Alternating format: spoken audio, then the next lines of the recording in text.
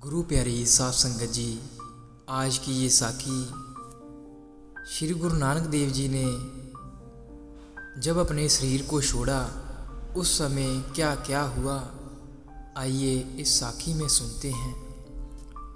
साध संगत जी, श्री गुरु नानक देव जी ने दृढ़ निश्चय कर संगत को दूर दूर संदेश भेजे कि वह अपने उत्तराधिकारी की विधिवत घोषणा करने जा रहे हैं, अतः सभी लोग निश्चित समय पर उपस्थित हों। निश्चित समय पर सभी तरफ से संगत इकट्ठी होने पर गुरुजी ने भाई लहणा जी को अपने निजी आसन यानी गुरु आसन पर बिठाकर 5 बार परिक्रमा की और 5 पैसे नारियल भेंट किया और बाबा बुड्ढा जी ने उनके माथे पर केसर का तिलक लगाया। उसके बाद गुरुजी ने स्वयं दंडवत प्रणाम कर भाई लहणा जी को अपना गुरु स्वीकार कर घोषणा की कि आज से गुरु पदवी भाई लहणा जी को अपना निजी स्वरूप देकर गुरु अंगद के रूप में सौंप रहा हूँ। अतः आप सभी संगत भी शीश झुकाकर निम्रतापूर्वक प्रणाम करें अथवा मस्तक झुकाकर अभिनंदन करें।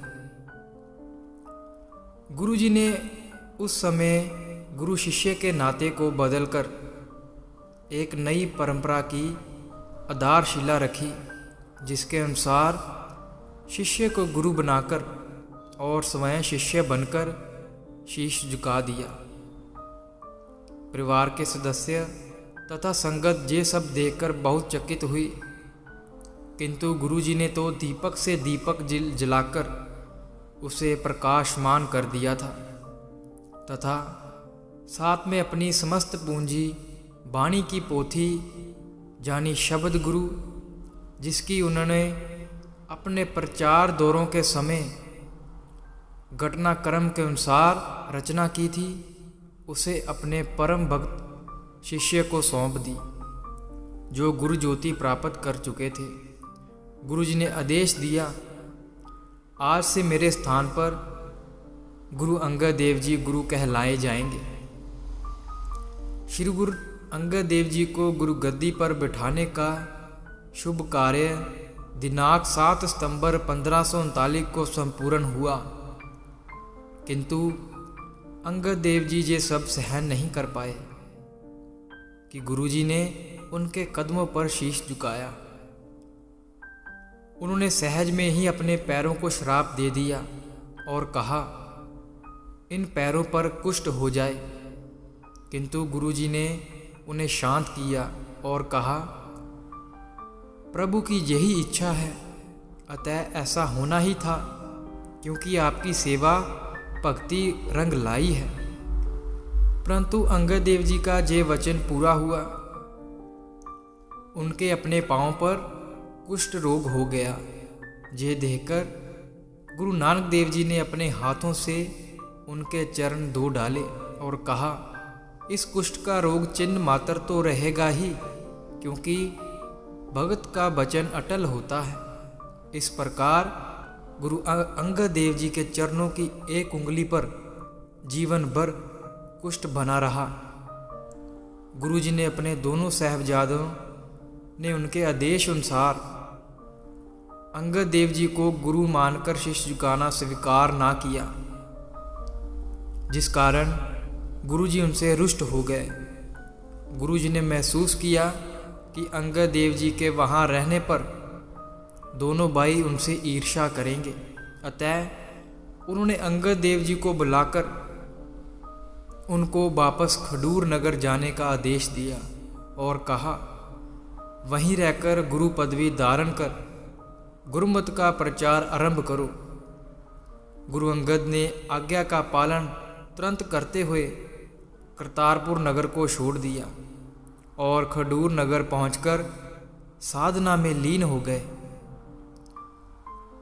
श्री गुरु नानक देव जी ने श्री गुरु अंगद देव जी को गुरु पदवी सौंपकर उनको विदा किया। उसके उपरांत उन्होंने आसन लगाकर संगत को कृतार्थ करना त्याग दिया। जो भी उनके दर्शनों को आता, गुरुजी ने खडूर नगर जाने के लिए प्रोत्साहित करते। इस प्रकार कुछ दिन व्यतीत हो गए। एक दिन गुरुजी ने समस्त संगत तथा निकटवर्ती को संदेश भेजा कि इस नश्वर शरीर को त्याग कर वह निज धाम को प्रस्थान करने जा रहे हैं। आप सबसे अब अंतिम विदाई लेनी है, इसलिए आप सब समय अनुसार दर्शन देकर कृतार्थ करें।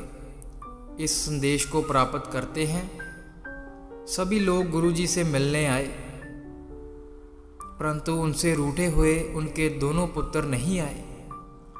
इस पर उन्होंने एक बार उनको विशेष रूप से आदेश भेजा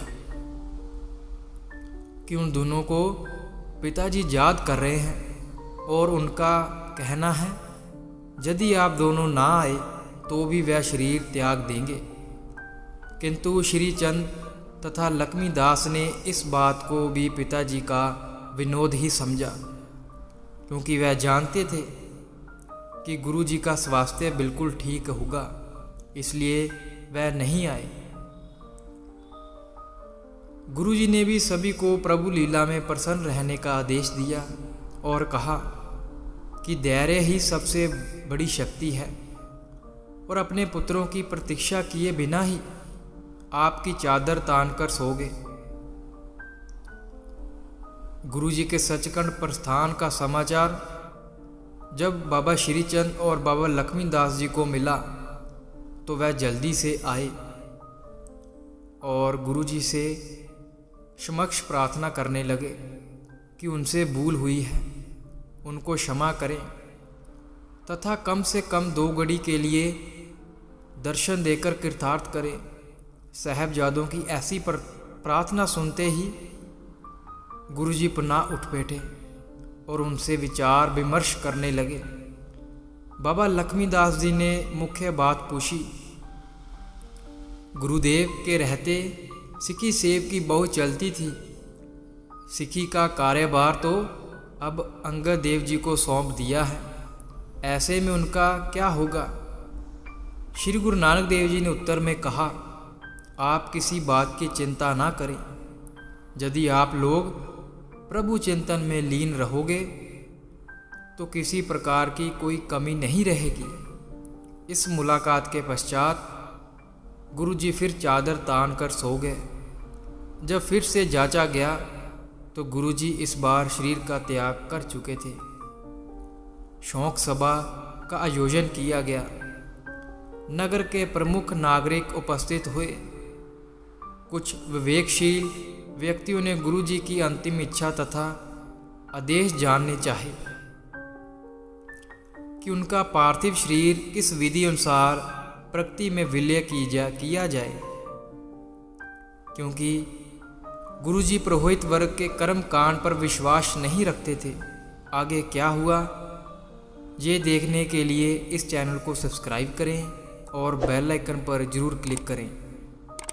बेल आइकन पर क्लिक करने से हमारी आगे आने वाली वीडियो की नोटिफिकेशन आप तक पहुँच